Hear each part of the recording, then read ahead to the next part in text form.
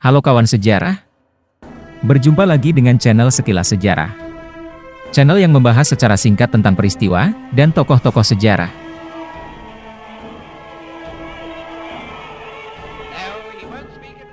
Mohandas Karamchand Gandhi, atau yang di kemudian hari dikenal dengan Mahatma Gandhi.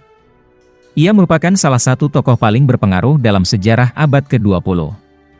Namanya begitu harum, sebab ialah tokoh utama dan pemimpin bangsa India mengusir penjajah Inggris, tanpa kekerasan ataupun perang senjata. Gandhi lahir pada 2 Oktober 1869, di wilayah Porbandar, India bagian utara. Ayahnya merupakan seorang administrator pemerintahan di wilayah tersebut, yang dikepalai oleh seorang pangeran di bawah perintah pemerintah kolonial Inggris. Setelah menamatkan sekolahnya, Gandhi masuk ke Bombay University. Namun tak lama ia menempuh kuliah, ia memutuskan untuk berlayar ke Inggris di usianya yang masih 18 tahun. Ia pun berhasil menamatkan studinya di bidang hukum, dan lantas pulang kembali ke India pada tahun 1891. Namun kelemahannya untuk tampil di muka persidangan, membuat Gandhi tak meneruskan profesinya sebagai pengacara. Ia kemudian mendapat tawaran menjadi konsultan hukum di Afrika Selatan, di mana banyak imigran dari India yang tinggal di sana. Di Afrika Selatan yang syarat akan politik apartheid, membuat Gandhi mengalami berbagai diskriminasi, disebabkan oleh warna kulit dan rasnya. Melihat kenyataan tersebut, Gandhi yang sebelumnya seseorang yang tertutup, mulai terjun ke ranah politik, dengan menyuarakan kesetaraan hak-hak sipil, bagi warga India di Afrika Selatan.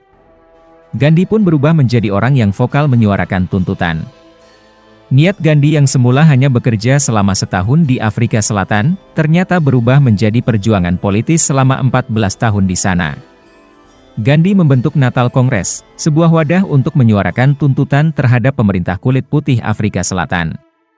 Meskipun semua perjuangannya tersebut harus ia bayar dengan berbagai siksaan fisik, dan dinginnya dinding penjara. Perjuangan Gandhi tak berhenti hanya di Afrika Selatan. Setelah ia kembali ke tanah airnya India, ia memulai kegiatan politiknya dengan memimpin mogok kerja para petani di daerah Champaran dan Kedah. Mogok kerja tersebut dilakukan sebagai tuntutan kepada para tuan tanah yang kebanyakan warga Inggris, agar menghapuskan pajak yang sangat tinggi. Gandhi pun lantas ditangkap, dengan tuduhan memancing kerusuhan. Namun ratusan ribu penduduk berdemo di depan pengadilan, agar Gandhi dibebaskan. Dengan berat hati pengadilan pun terpaksa membebaskan Gandhi. Oleh karena perjuangannya yang mulia tersebut, rakyat India menjuluki Gandhi sebagai Mahatma, yang berarti berjiwa agung. Mulailah Mohandas Gandhi dikenal dengan nama Mahatma Gandhi. Yang menarik dari perjuangan Gandhi adalah, cara yang ia pakai untuk melawan kekuasaan penjajah.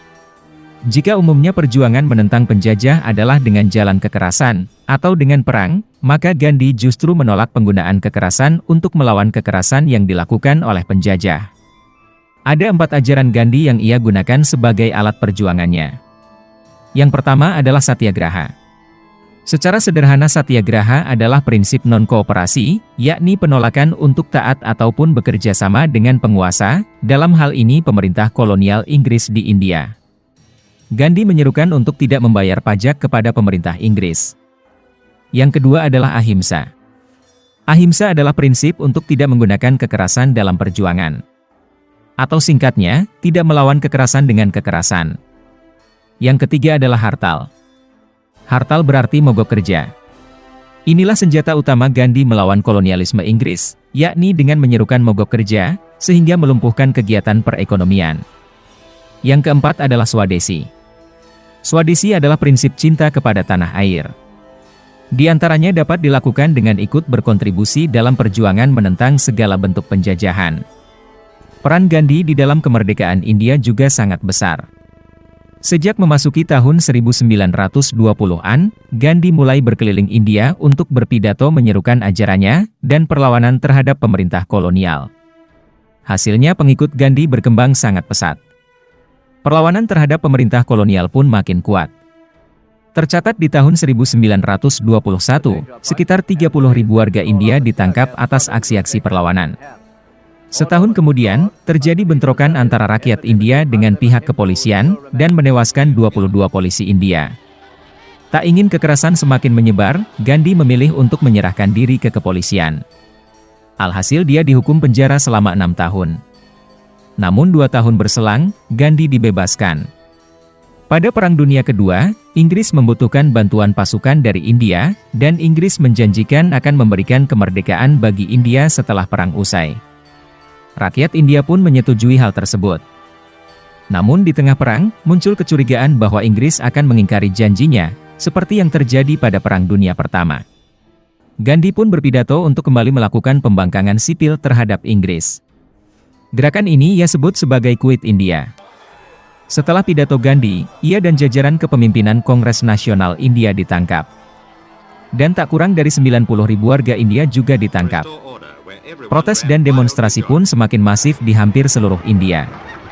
Pasca Perang Dunia Kedua, di mana Inggris masih sibuk membangun kembali negaranya, membuat perekonomian Inggris melemah, dan tidak mampu menjalankan pemerintah kolonial di negeri jajahan India.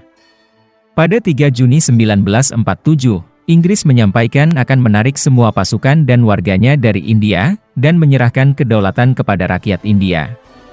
Dan tepat pada 15 Agustus 1947, pemerintah Inggris menyerahkan kekuasaan pemerintahan secara simbolik, kepada rakyat India di Parliament House, New Delhi. India pun berhasil meraih kemerdekaannya.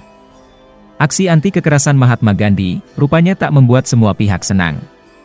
Salah satunya adalah pihak-pihak yang beraliran Hindu ekstrim, yang melihat bahwa sikap Gandhi yang lunak terhadap konflik Hindu-Islam dan India-Pakistan pasca kemerdekaan, memperlemah kedudukan kaum Hindu di India.